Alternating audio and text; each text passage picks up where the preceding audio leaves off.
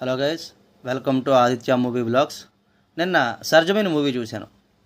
సర్జమీన్ అంటే దేశం లేదా భూమి అని అర్థం.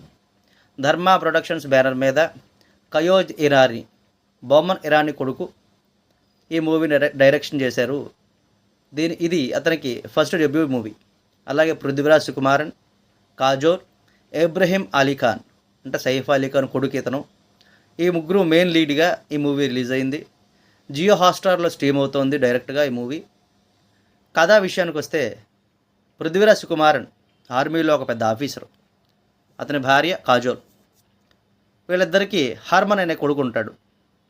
అతను కూడా తన తండ్రిలాగే పెద్ద ఆఫీసర్ అవుదామని చెప్పి కళ్ళగట్టు ఉంటాడు. కానీ అతనికి చిన్న లోపం ఉండడం చేత అతని తండ్రి తనని బాగా ద్వేషిస్తూ ఉంటాడు. ఆ కారణం చేత తన భార్య అయినటువంటి కాజోల్ కొడుకుని మచ్చిక చేసుకోమని చెప్పి, అందరి తండ్రిలాగే ఉండమని చెప్పి చెప్తూ ఉంటుంది. కానీ అతను పట్టించుకోడు.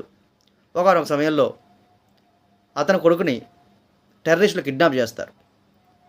కొడుకు కావాలో దేశం కావాలో తేల్చుకో అని చెప్పి భార్య అంటే, ఎటువంటి పరిస్థితుల్లోనైనా సరే దేశం కోసమే నేను ప్రాణం వదులుతాను తప్ప నా రక్త సంబంధం కూడా చూసుకోను అని చెప్పి తండ్రి అంటాడు. అన్న తర్వాత కొన్నాళ్ళకి, మా టెర్రరిస్టులు వదిలిపెడితేనే మీ కొడుకును వదిలిపెడతామని చెప్పి బేరాలకు వస్తారు టెర్రరిస్టులు. ఎలాంటి పరిస్థితుల్లోనైనా సరే దేశమే ముఖ్యం అన్న హీరో తన కుమారుణ్ణి చంపుకోవడానికి వదులుకోవడానికి కూడా సిద్ధపడతాడు.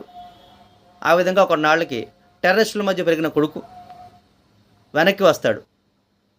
వెనక్కి వచ్చి తన తండ్రి కలుస్తాడు. కానీ అతని తండ్రికి అతని మీద అనుమానం కలుగుతుంది. చిన్నప్పుడు ఉన్న లోపం ఇప్పుడు ఎందుకు లేదు, అసలు ఆ లోపం ఏమిటి, ఆ లోపం ఎలా పోయింది అనే దాని గురించి అతని మీద నిఘా పెడతాడు. ఈ టెర్రరిస్టుల మధ్య మోసిన్ అనే ఒక క్యారెక్టర్ ఉంటుంది. ఆ క్యారెక్టరు ఈ హీరోకి అంటే ఆర్మీ వాళ్ళకి సహాయం చేస్తూ ఉంటుంది, ఇంటెల్స్ ఇస్తూ ఉంటుంది. ఈ మోసిన్ ఎవరు, ఈ కుటుంబానికి ఆ మోసిన్కి సంబంధం ఏమిటి, చివరికి దేశం గెలిచిందా అతని కుటుంబం గెలిచిందా, ఈ రెండు సంఘర్షణల మధ్య ఏ విధంగా కథ సమాప్తమైంది అనేదే ఈ సినిమా. ఈ సినిమాలో ఆఖరిలో ట్విస్ట్ జరిగింది. సినిమా చూసినట్లయితే ఈ సినిమా మొత్తం అంతా కూడా యాక్షన్ ప్లాట్ కింద అనుకుంటాం, కానీ కాదు. ఫ్యామిలీ డ్రామాకే పెద్దపీట వేశారు ఈ సినిమా అంతా కూడా. ఈ సినిమాని చూస్తున్నప్పుడల్లా కూడా ఫ్యామిలీ ఎమోషన్స్ ఎక్కువ కనపడతాయి. సినిమాని పర్టికులర్గా చూడడం కన్నా మీరు ఖాళీగా ఉన్నప్పుడు చూడండి. ఈ సినిమా